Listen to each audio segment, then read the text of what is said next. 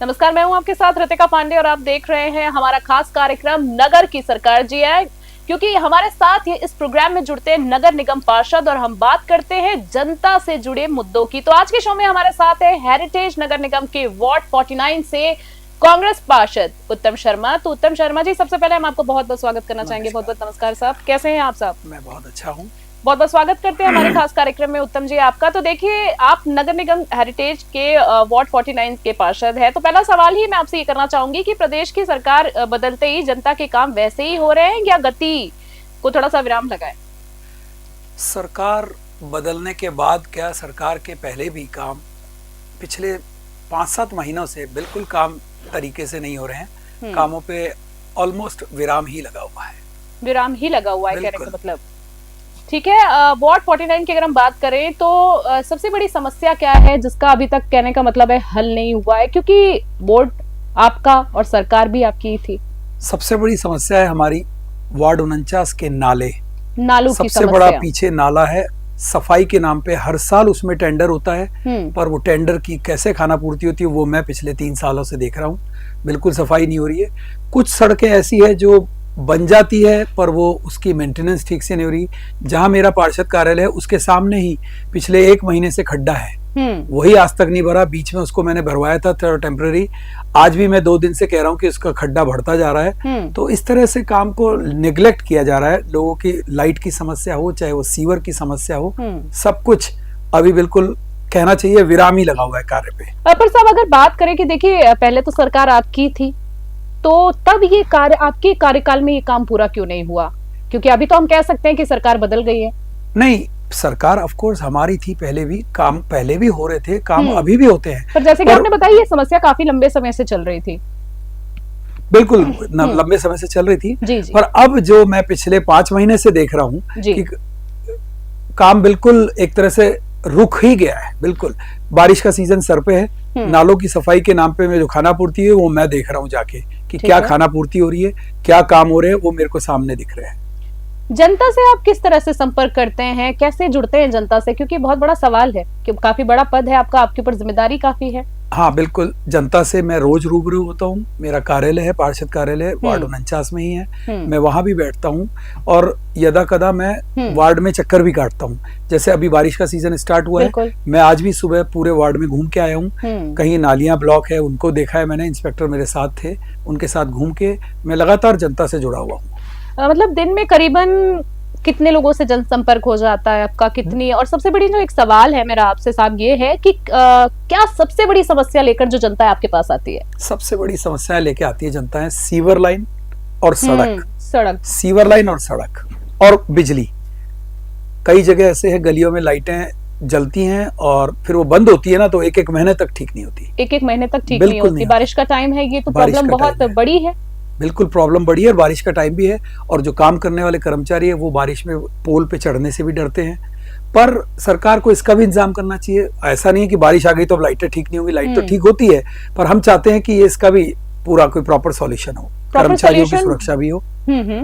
कर्मचारियों की सुरक्षा भी हो। जैसे कि अब तो बारिश का मौसम आ गया, पर बात करें साहब तो इसके पहले अगर हम बात करें तो कई दिन तक कई सारे वार्ड्स में जो है लाइट नहीं आ रही थी, पानी की दिक्कत चल रही थी। आपने जरूर देखा होगा, मेरे हिसाब से जैसे लोग आपसे जनसंपर्क करने आते हैं तो ये भी समस्या लेकर आते होंगे। हाँ, पानी की समस्या भी आती है। जैसे कई जगहों पे अभी पानी का प्रेशर कम आ रहा है जी। कई जगहों पे पानी की सप्लाई कम आ रही है। हालांकि वाटर वर्क्स इस बारे में काम भी कर रहा है, पर अभी जैसे टैंकर वाली जो बात करें हम, पानी की जो सप्लाई है वो लोगों के पास जैसे प्रॉपर आती थी ना, वो अब नहीं आ रही है। लगभग आप ये मान के चलें कि 3 घंटे में पहले आ जाता था टैंकर, अब लगभग 5 से 6 घंटे लगते हैं टैंकर को आने। 5 से 6 घंटे। और जिस तरीके से गर्मी में हमने काफी सारी, जैसे कि हमारे इस प्रोग्राम में काफी सारी गेस्ट आते थे, हमने बातचीत की, तो पानी की समस्या बहुत बड़ी थी। और सबसे बड़ी बात है कि लोगों को बाहर से पानी मंगवाना पड़ रहा था और टैंकर्स जो है बड़े महंगे आ रहे होते। टैंकर भी महंगे आ रहे थे। हालांकि सरकार ने निःशुल्क उसकी व्यवस्था की हुई है टैंकर की, पर वो भी कितना करेंगी? आपकी डिमांड 5 की है और टैंकर 2 ही आ रहे हैं, तो ऑब्वियसली थोड़ा सा लेट भी होगा। और अगर लोगों को पानी जैसी चीजों की जरूरत होती है, लोग उसको खरीदते भी है फिर। जी बिल्कुल। इसी बीच में एक आपसे बहुत इंपॉर्टेंट सवाल करना चाहूंगी कि देखिए, स्वच्छता की जब भी बात होती है तो स्वच्छता में जयपुर जो है पीछे क्यों रह जाता है? मैं ये जानना चाहूंगी आखिर जो अपना जयपुर है टॉप 5 में कब आ पाएगा? अगर हम बात करें इंदौर जो है बाजी हर बार की तरह मारता है, यहाँ निगम में इतनी ज्यादा राजनीति है कि महापौर तो कुर्सी बचाओ अभियान यहाँ पर हमारे जयपुर में चलता रहता, तो क्या कहेंगे आप? इच्छा शक्ति सबसे बड़ी बात है। इच्छा शक्ति अगर होगी तो आज हमारा जयपुर शहर भी पहले 5 में आ सकता है, कहीं कोई संशय नहीं है। पर स्थिति यह है कि अभी जयपुर 276वें नंबर पे है। बड़ी दुख की बात है। तो यहाँ राजनीति ज्यादा नहीं चलती? राजनीति ज्यादा चलती है। हाँ, कुर्सी बचाओ अभियान भी चल रहा है। अभी पिछले 5 महीने से तो यह हाल हो रहा है कि निगम में काम ही कुछ और हो रहा है। निगम के काम तो जो होने चाहिए वो तो हो ही नहीं रहे, दूसरे ही काम चल रहे निगम में। तो दूसरे काम से क्या मतलब है आपका? दूसरे काम से ये मतलब है कि जैसा आपने अभी सवाल पूछा ना, वही काम चल रहा है। सबसे बड़ा काम निगम में जो इस समय चल रहा है वो चल रहा है कुर्सी बचाओ अभियान। सबसे प्राथमिकता काम की है यही। हम लोग कोशिश कर रहे हैं कि यहाँ से भ्रष्टाचार खत्म हो। भ्रष्टाचार खत्म हो नहीं रहा है। कुर्सी बचाने की जुगत में आदमी हर तरह के हथकंडे अपना रहा है। बिल्कुल। तो कोई बात नहीं, सत्य की विजय होगी। सत्य को पराजय होने में कभी देर लग सकती है, पर सत्य कभी पराजय नहीं होता। कहने का मतलब है जो विभागीय लोग हैं अपनी जिम्मेदारी को निभा नहीं रहे हैं, जो उनको करना चाहिए, जो उनका काम है, जो जनता ने उनको पद दिया, उस पद का जो इस्तेमाल है वो सही तरीके से नहीं हो पा रहा है। देखिए, बात करते हैं कुर्सी से जुड़ा ही एक आपसे सवाल लेना चाहूंगी कि आपकी सरकार हेरिटेज निगम महापौर को पहले तो हटाती है, फिर महापौर जो है मुनीश गुर्जर कोर्ट से लड़ाई जीतती है, पर तीसरी बार महापौर की वो फिर से कुर्सी संभालती है। इसके बाद उनके खिलाफ फिर से कार्रवाई की मांग उठती है और इसी बीच आप और कांग्रेस के अन्य जो पार्षद हैं भाजपा अध्यक्ष सीपी जोशी से मिलते हैं और भ्रष्टाचार को लेकर कार्रवाई की मांग करते हैं। तो मेरा सवाल आपसे यह है कि भाजपा के प्रदेश अध्यक्ष सीपी जोशी से मिलने के पीछे की कोई खास वजह क्या थी? सबसे खास वजह यह थी कि हम तो यही सुनते आ रहे थे कि प्रधानमंत्री नरेंद्र मोदी और मुख्यमंत्री भजनलाल शर्मा हमेशा ऐसा सुना है कि उनकी भ्रष्टाचार के प्रति 0 टॉलरेंस है। क्या उनको दिख नहीं रहा है? 2 मई 2024 को हमने अभियोजन की स्वीकृति का एप्लीकेशन लगाई हुई है। 2 मई 2024 से अभियोजन की स्वीकृति रखी हुई है एसीबी की, वो आज तक नहीं दी गई है। क्या कारण है?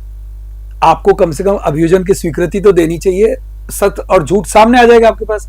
हमारा उनसे मिलने का सिर्फ एक ही मकसद था कि साहब भ्रष्टाचार जो निगम में चल रहा है, जो व्याप्त है, उसको आप खत्म करें और इस भ्रष्टाचार को इस मेयर को बर्खास्त करें। ठीक है। देखिए, अगर बात करें तो कहीं पे निगाहें और कहीं पे निशाना वाली बात अगर मैं करूं तो हेरिटेज नगर निगम की मेयर मुनीश गुर्जर को लेकर जयपुर की सियासत जो है वो काफी गर्माती जा रही है। आपने अपनी ही पार्टी के मेयर के खिलाफ पहले तो मोर्चा खोला, अब जयपुर शहर कांग्रेस आपके ही खिलाफ बड़ी कार्रवाई करने की तैयारी कर रही है। तो भाजपा प्रदेश अध्यक्ष से मिलने के मामले पर नोटिस भेजकर आपसे जवाब भी मांगा गया है, तो जवाब नहीं देने पर पार्टी से निष्कासित करने की भी चेतावनी दी जा रही है। मैं मनोज मुदगल जी की बात कर रही हूँ। देखिए, जहां तक नोटिस की बात है, मैंने आज तक वो नोटिस मनोज मुदगल जी के हाथ में नहीं देखा है, वो सिर्फ वायरल होता हुआ दिख रहा है। आप निष्कासित कर रहे हैं, निष्कासित कर दो, तो इसका मतलब भ्रष्टाचार के साथ आप भी हैं। हमारा तो यही सवाल है, हमको निष्कासित कर रहे हैं, निष्कासित कर दो, पर हम मांग क्या कर रहे हैं आपसे? हम भ्रष्टाचार की तो मांग कर रहे हैं कि भ्रष्टाचार खत्म करो। उसमें भी आप हमको अगर नोटिस दे रहे हैं तो दे दो। हम गोविंद सिंह डोटासरा जी से मिल चुके हैं, अशोक गहलोत से मिल चुके हैं, उसके बाद भी कोई काम नहीं हुआ हमारा। तो अब हम सिर्फ भ्रष्टाचार के मामले में उनको हटाने के लिए मिल रहे हैं सीपी जोशी साहब से। ठीक है। देखिए, ऐसे जो मौकों पर नेता दल बदलने में समय नहीं लगाते हैं। सबसे बड़ा उदाहरण अगर हम बात करें पूर्व महापौर विष्णु लाटा जी का है, जो सबके सामने ही है। तो जो कांग्रेस के पार्षद होते हैं भाजपा से जा मिले और महापौर बन गए, ऐसे में जनता ये क्यों ना सोचे कि व्यक्तिगत फायदे के लिए आप भाजपा प्रदेश अध्यक्ष सीपी जोशी से मिले? जनता सोचने के लिए बिल्कुल स्वतंत्र है। अगर जनता ये सोचती है कि फायदे की देख रहे हैं, पर हमको पहले जनता को ये भी सोचना चाहिए कि हम किस मांग को लेके सीपी जोशी जी से मिले हैं। उसमें अगर बता रहे हैं हाँ, तो उसमें फायदा कहीं होना ही नहीं चाहिए। हम तो जनता की भलाई के लिए ही सीपी जोशी से मिले हैं। ठीक है। शहर कांग्रेस कमेटी कोई कार्रवाई करती है तो उसे लेकर आपका क्या जवाब होगा? पहले तो साहब हमारे सामने वो नोटिस आए, अगर वो नोटिस सामने आता है तो हम उसमें देखेंगे कि हमारे ऊपर क्या उन्होंने आरोप लगाए हैं। ठीक है, उसका हम जवाब देंगे उनको। उसका जवाब उसके बाद, नोटिस के बाद आपका कहना है देंगे। तो देखिए, बात करें नगर निगम में भ्रष्टाचार को रोकने के लिए क्या किया जाना चाहिए, ये मैं आपकी व्यक्तिगत राय जानना चाहूंगी, क्योंकि काफी काम किया है आपने क्षेत्र में। व्यक्तिगत राय मेरी सिर्फ ये है कि अपनी इच्छा शक्ति को प्रबल बनाएं, ठीक है। जनता ने जिस मुद्दे से हमको चुन के भेजा है और हम उस मुद्दों को जब आपके सामने लाते हैं तो आपकी इच्छा शक्ति होनी चाहिए कि इनका जनता के लिए बेहतरी के काम करें और जनता के विश्वास पे खरा उतरे। जनता के विश्वास पर खरा उतरे, बिल्कुल आपका दायित्व आप बखूबी निभाए। सिविल लाइंस की अगर हम बात करें, सिविल लाइंस विधानसभा में भी साफ सफाई की हालत जो है वो बेहतर नहीं है, जैसे कि सब कुछ जानते हैं। आखिर जयपुर कब स्वच्छता में देश का अग्रणी शहर बनेगा, क्योंकि बहुत ही एक अहम जो सवाल है ये जनता का। अगर हम चाहें तो स्वच्छता में अग्रणी शहर सिविल लाइंस विधानसभा बन सकता है और बहुत हद तक काम भी हो रहे हैं, पर इस समय अभी पिछले 2 महीने से कामों में बिल्कुल विराम लगा हुआ है, क्योंकि कुर्सी बचाओ अभियान ज्यादा बड़ा बना हुआ है इस समय। ठीक है, नगर निगम चुनाव की अगर हम बात करें तो वो कौन से मुद्दे हैं जिन्हें लेकर आप आगामी निकाय चुनाव में ताल ठोकेंगे? जनता से जुड़ी समस्या निगम की देखी जाए तो सिर्फ 2 ही होती है, सीवर लाइन, सड़क और बिजली और पानी। ये 4 समस्याएं मूलभूत होती है। इन 4 समस्याओं को लेकर ही हम वापस से लोगों के बीच में जाएंगे। और मैंने बहुत हद तक इस पुराने कार्यकाल में प्रताप सिंह खाचरियावास जी ने बहुत काम करवाया है और मैंने बहुत सारे काम करे भी हैं। लगभग करोड़ों रुपए के टेंडर हुए थे, काम भी किए हैं। तो मैं वापस उन्हीं मुद्दों को लेकर जनता के बीच में हम फिर जाएंगे। आखिरी सवाल आपसे करना चाहूंगी साहब कि ऐसा कोई काम जो पार्षद रहते हुए आपने अपनी वार्ड की जनता के लिए करवाया हो, जो मिसाल के रूप में याद किया जाता हो? सबसे पहला काम, इस पूरे वार्ड 49 में एक भी सामुदायिक केंद्र नहीं था, वो सामुदायिक केंद्र मैंने बनवा दिया है। ठीक है, प्रताप सिंह खाचरियावास जी के कार्यकाल में। ठीक है। उसके बाद वार्ड 49 में एक बगड़िया भवन पे सिर्फ एक हाई मास्क लाइट लगी हुई थी। उसके अलावा मैंने अब लगभग 6 हाई मास्क लाइट और लगवाई है और कब्रिस्तान में भी लगवाई है। और दूसरा सबसे बड़ी बात जो है, सीवर लाइन, पानी के कनेक्शन जहां नहीं थे वहां पानी की लाइनें बिछाई है। बीसलपुर की विनोबा कॉलोनी में पानी की लाइन आ चुकी है और सीवर लाइन जहां जहां नहीं थी वहां हमने सीवर लाइन भी डलवा दी है। मेरे हिसाब से बहुत 90% मैंने काम करवाए हैं। कोशिश करूंगा, जनता का मुझे आशीर्वाद मिलेगा तो मैं बाकी काम वापस पुनः करवाऊं। हम चाहेंगे कि आपको जनता का आशीर्वाद, जैसे कि आपने कहा, उनका सहयोग मिलता रहे और आप भी अपने दायित्व को जिस तरीके से निभाते आए हैं उससे और बेहतर तरीके से निभाते जाए। आपको बहुत बहुत धन्यवाद देना चाहूंगी, आज आप हमारे कार्यक्रम में आए और आपने काफी बेबाकी तरीके से जो मेरे सवालों के जवाब दिए। ये मेरे सवाल नहीं थे एक्चुअली, ये जनता के जो सवाल होते हैं, क्योंकि जनता के हित में जो सवाल होते हैं, हमारी कोशिश रहती है कि उन तरह के सवालों को लिया जाए और जनता को उनके जो बात का जवाब है वो दिया जाए। तो देखिए, नगर की सरकार में हेरिटेज नगर निगम वार्ड 49 से कांग्रेस पार्षद उत्तम शर्मा जी आज हमारे साथ थे, जिन्होंने बड़ी बेबाकी से जनता से जुड़े सवालों के जवाब दिए। नगर की सरकार की अगली कड़ी में मिलेंगे एक नए मेहमान के साथ, तब तक के लिए जुड़े रहिए, देखते रहिए, बने रहे न्यूज़ 21 के साथ। नमस्कार, जय हिंद।